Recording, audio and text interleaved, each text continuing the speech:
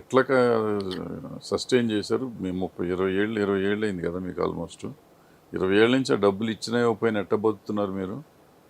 అదే ఆ అంటే పాపను ఎవరు, ఆయన మీ అమ్మగారు నాన్నగారు పెంచారా? అమ్మ నాన్న చూసుకున్నారు సార్. అప్పటి ఇప్పుడు నుంచి మీరు ఇక్కడ అంటే ఇతనితో ఈ తనతోటి నేను ఇప్పుడు వచ్చి వెళ్తున్నాడు కాబట్టి రెంట్ ఒక నెల ఇస్తాడు, 4 నెలలు ఇవ్వడు. ఫుడ్ ఒక నెల తెస్తాడు, అదే అడ్జస్ట్ చేసుకోవాలి. తనతోటే రన్నింగ్ ఉంది సార్. 3 నెలలకు 1 నెల తింటే 2 నెలలు తినకుండా ఉన్నారా? ఏం చేస్తుంది? మీరేం పని చేయట్లేదు, చేస్తున్నారా? లేదు సార్. అసలు లేదు. మేము చాలా మేమున్న రెంట్ వాళ్ళని అడగండి ఎంత మమ్మల్ని ఇబ్బంది పెట్టాడు. అడగటం ఎందుకు లేదు కానీ ఆ, అసలు ముందు. ఎందుకంటే సో మీరు తనతోటి 15-20 ఏళ్ళ నుంచి ఇట్లా అడ్జస్ట్ అయిపోయి ఇప్పుడు ఇది ఇక్కడికి వస్తే అడ్జస్ట్ అడ్జస్ట్మెంట్ కాదు అది. ఆ కోర్టు కేసు ఒకసారి జైలుకి పంపించారు, తెలిసింది కదా. ఇమీడియట్గా అదే చేసేసి ఉంటే అయిపోయేది కదా. ఇప్పుడు కూడా ఎలా నాకు కోరుతుంది? ఇప్పుడు ఈ వయసు అయిపోయింది సార్. ఇప్పుడు ఇల్లు కట్టుకున్నావు, ఇప్పుడు నేను రైట్స్గా భార్యను. మరి నాకు ఏమి ఇస్తానని అబద్ధాలు చెప్పావు, దాన్ని వదిలేస్తానని అబద్ధాలు చెప్పావు. నన్ను అన్యాయం చేస్తూనే వస్తున్నావు కదా ఇప్పటి వరకు కూడా. మరి చేశాడు, ఇంతకాలం చేస్తాను, మొదటి రోజు నుంచి చేస్తాను అన్నాడు కదా. చేశాడు. ఇప్పుడైనా మనం ఇక్కడికి వచ్చి చేసేదేం లేదు కదా, అక్కడికి వెళ్ళి చేసుకోవాలి. దానికి లీగల్గా మా మేడం చెప్పినట్టు లీగల్గా ఏమున్నాయో అవి చేసుకోవాలి. లీగాలిటీస్ మీకు తెలిసి ఒకసారి జైల్లో కూడా పంపించారు కదా. సో మళ్ళీ లీగల్గా చేసుకోండి. అంటే లీగల్గా చేసుకోవాలంటే ఇప్పట్లో పోలీసు వాళ్ళు కూడా అంత ఇప్పుడు అరెస్ట్ చేయరు అంతే, పట్టించుకోవాలి. ఇంతకు ముందులాగానే ఉంటుంది. అరెస్ట్ చేయరు, మీరు ఎఫ్ఐఆర్ ఫైల్ ఏదో చూసుకోవాలి మీరు. ఇంతకు ముందులా గబుక్కుని అరెస్ట్ చేసి లోపల పెడతాలి, అవన్నీ ఉండవు. సో అది ఏముండదు, మీ కేసు కానీ నడుస్తుంది. మీరే ఫస్ట్ వైఫ్, లీగల్గా ఫస్ట్ వైఫ్ కాబట్టి మీకు ఉంది. మీరు ఆల్రెడీ రిజిస్టర్డ్ మ్యారేజ్, పైగా లీగల్ రిజిస్టర్డ్ కదా. సో అవన్నీ సర్టిఫికెట్లు, ఫోటోలు అన్నీ మీ దగ్గర ఉన్నాయి కదా, ఇంకేంటి మరి, దాని మీద చూసుకోండి. నాన్న ఇప్పుడు మీరు లీగల్ ప్రొసీడింగ్స్ గురించి కొంచెం అవగాహన చేసుకోండి. ఎందుకు అంటే మీ ప్రాబ్లమ్ని మీరే సాల్వ్ చేసుకోవాలి. మీరు చేసే పని వల్ల, మీరు మాటలతో కాదు చేతలతో మీరు చేసే పని వల్ల అవతల వాళ్ళు భయపడాలి తప్ప, మీరు ఎమోషన్, కోపం, మీ హక్కుల కోసం చిల్లర వ్యక్తులతో పోట్లాడుతున్నారు. అర్థమవుతుందా? మీ అర్హత వేరు, మీ లెవెల్ వేరు. మీ రేంజ్లో మీరు క్వాలిటీగా ఎడ్యుకేటెడ్ లాగానే బిహేవ్ చేయండి. ఎప్పుడు కూడా ఈ వయసులో మిమ్మల్ని ఏదో ఏ పనో చెయ్యండి అని మేము అనలేం, కానీ ఒకళ్ళ మీద ఎందుకు డిపెండ్ అవ్వాలి? ఇప్పుడు ఇతను మిమ్మల్ని ఒక ఆట ఆడిస్తున్నది ఎందుకు అంటే 15 ఏళ్ళు 20 ఏళ్ళ నుంచి నిన్ను మోసం చేస్తున్నాడు. ఈ రోజు మోసపోవడం కాదు. ఎందుకు మోసం చేస్తున్నాడు? అతని అవసరాలకి, అతని అందంగా ఉన్న నిన్ను వాడుకోవడానికి, విచ్చలవిడితనానికి నిన్ను మోసం చేస్తున్నాడు. నువ్వెందుకు భరిస్తున్నావంటే అవసరం. ఆల్రెడీ ఒక పెళ్ళి అయ్యింది, ఫస్ట్ భర్త అట్లా అయ్యింది. ఈ రెండో భర్త ఇంకా అష్టనిష్ట దరిద్రుడో, వేస్ట్గాడో, పనికిమాలినోడో ఎన్ని పెళ్ళిళ్ళు చేసుకుంటున్నా నీకు లీగల్గా రిజిస్టర్డ్ మ్యారేజ్ అయింది కాబట్టి నేను ఫస్ట్ వైఫ్నే కదా, ఎక్కడ తిరిగి వచ్చినా మళ్ళీ నా కాళ్ళ దగ్గరికి వస్తాడన్న ఒక ఇదితో కుటుంబం దగ్గర మళ్ళీ తలెత్తుకొని ఉండాలి, ఇంకో పెళ్ళి చేసుకోం కదా అన్న ఒక సొసైటీలో గౌరవంగా బతకాలని మీరు భరిస్తూ వచ్చారమ్మా. భరించారు చాలు. వయసే అయిపోతుంది. భరించడానికి కాదుగా పెళ్ళిళ్ళు చేసుకునేది, భరించడానికి కాదుగా బతికేది. నీ హక్కు కోసం నువ్వు మాట్లాడు. ఇప్పుడు మీరు మాట్లాడేవి ఒక 3 పాయింట్లు నేను క్లారిటీ ఇవ్వాలి. ఒకప్పుడు కేసులు వేరు, ఇప్పుడు కేసులు వేరు.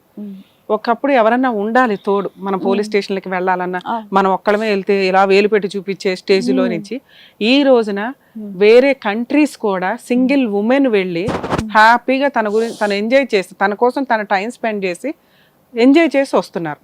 అది ప్రకృతిని చూడటమా, అడ్వెంచర్స్కి వెళ్ళటమా, గ్రూప్ టూర్స్లోకి వెళ్ళటమా అని. అంటే ఇండివిజువల్గా ఏ పనన్నా చేసుకోవచ్చు. ఇండివిజువల్గా మీరు పోలీస్ స్టేషన్కి వెళ్తే మిమ్మల్ని ఎవరు తక్కువగా చూడరు. అర్థమవుతుందా?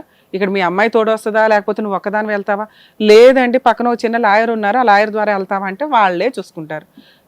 మీరు కొంచెం చాలా అమాయకంగా మంచిగా ఉన్నారమ్మా. నాకు తెలిసి మీరు ఏదైనా ఒక చిన్న లాయర్ ద్వారా అన్నా ప్రొసీడ్ అవ్వడం బెటర్. ఎవరో దొరకపోతే మేము ఎవరినైనా రిఫర్ చేస్తాము, అప్పుడు మీరు అట్లా వెళ్ళండి. ఎలా వెళ్ళండి? మీకు 2 డౌట్లు ఉన్నాయి. మరి కేసులు వేస్తే ఒకప్పుడు అరెస్ట్లు అయ్యారు, ఇప్పుడు అరెస్ట్ అవ్వరు. అప్పుడు నువ్వు వేసిన కేసు చాలా స్ట్రాంగ్ కేసు. ఫస్ట్ వైఫ్ ఉండగా రిజిస్టర్ మ్యారేజ్ చేసుకొని సీక్రెట్గా రెండో పెళ్లి చేసుకోవడం లీగల్గా అది చెల్లదు కాబట్టి అరెస్ట్ చేశారు, లోపలేశారు, 4 పీకారు, అన్నీ అయిపోయినాయి. అయినా సిగ్గు లేకుండా 2 years తర్వాత వచ్చి నిన్ను బతున్నాడు, మళ్ళీ తెచ్చుకున్నాడు. అతనికి నిన్ను ఎంజాయ్ చేయాలి.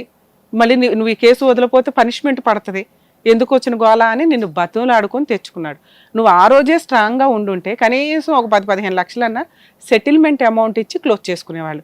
దాంతో ఏ ప్రాపర్టీ కొన్నా ఈరోజు కోటేశ్వరాలు. నువ్వు ఆ పని చేయలే. ఎందుకు అంటే భర్త కావాలి, సొసైటీలో భర్త ఉంటే గౌరవం అని. అంతే. ఆ పోస్ట్ నుంచి గౌరవం కోసం వచ్చా. పోనీ గౌరవించాడా? మళ్ళీ 3వ పెళ్లి చేసుకున్నాడు. పోనీ అప్పుడైనా నువ్వు పోలీస్ స్టేషన్కి వెళ్ళి అరే బాబు కేసు క్లోజ్ అవగానే నెక్స్ట్ రోజు ఇట్లా పెళ్లి చేసుకున్నారు చేశాను మేడం. అని మీరు ఆ రోజు స్ట్రాంగ్ గా ఇంకో మూడో కంప్లీట్ ఇచ్చేస్తే 7 సంవత్సరాలు నడిచింది. ఆ కేసు ఏమైందమ్మా? ఆ పాప పుట్టిన తర్వాత కూడా పాప చనిపోయే వరకు కేసు నడిచింది. ఆ కేసు ఏమైంది? ఆ కేసు ఏమైందంటే మా మామ మా మరిది కోర్టుకి వెళ్ళి అడ్వకేట్ మహేష్ అని అన్నారు. అక్కడికి వెళ్ళి నా కోడలు ఈమె వేరే పెళ్లి చేసుకోలేదు అనేసి రాసిచ్చారు.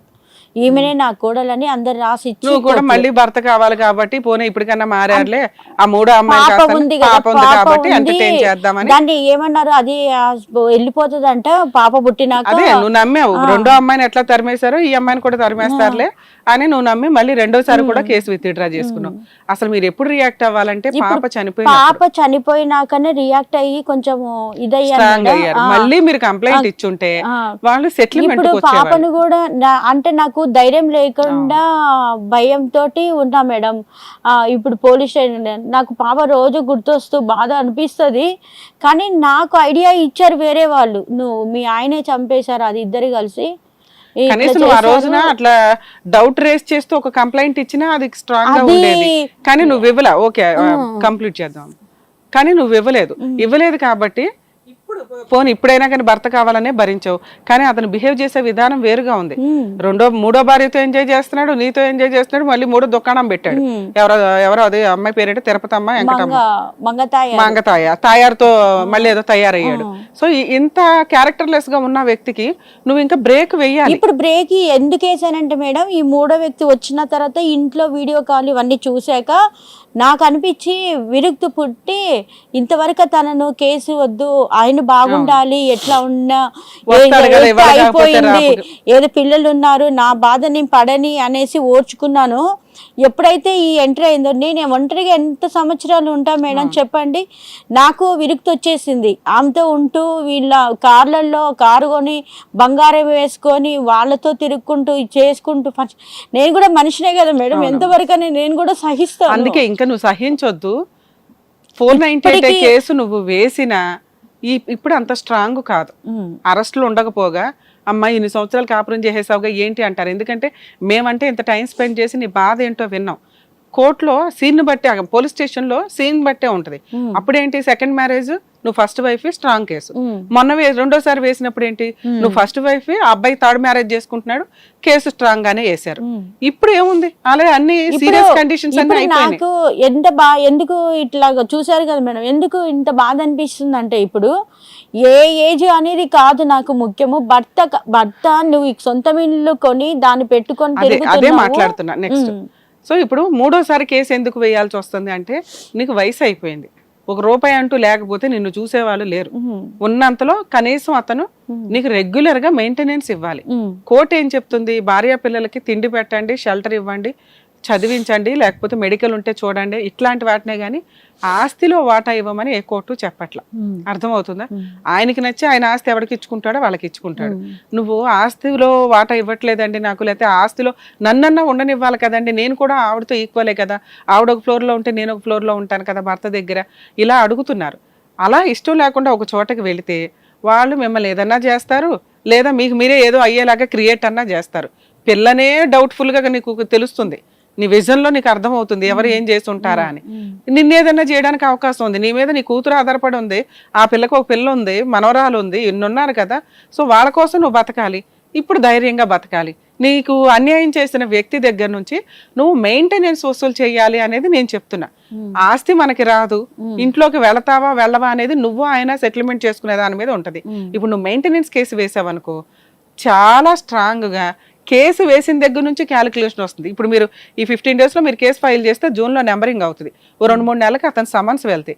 ఒక 6 నెలల నుంచి నీకు మెయింటెనెన్స్ స్టార్ట్ అవుతుంది అనుకుందాం. ఇంటీరియర్ మెయింటెనెన్స్ ఎప్పటి నుంచి స్టార్ట్ అవుతుంది అనుకుంటున్నావు? కేసు వేసిన దగ్గర నుంచి స్టార్ట్ అవుతుంది.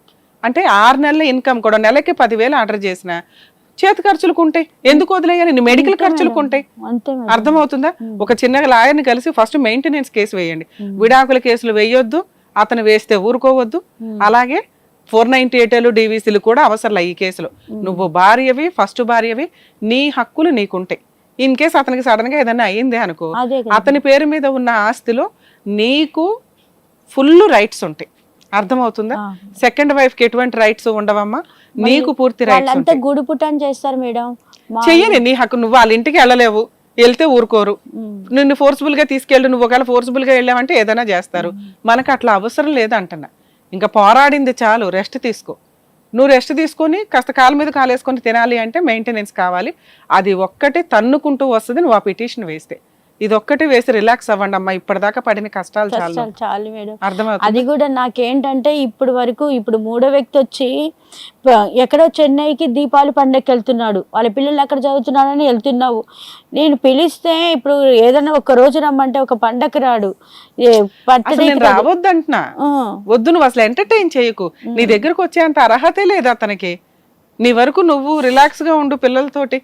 వాళ్ళకి నీ వాల్యూ తెలియాలి. ఓకే, ఈవిడ కేసులు వేయగలదు, జైలుకి పంపిస్తుంది, మెయింటెనెన్స్ వసూలు చేయగలదు. ఈవిడికి 10,000 ఇవ్వడం కంటే ఈవిడ దగ్గరికి వెళ్ళటం బెటర్.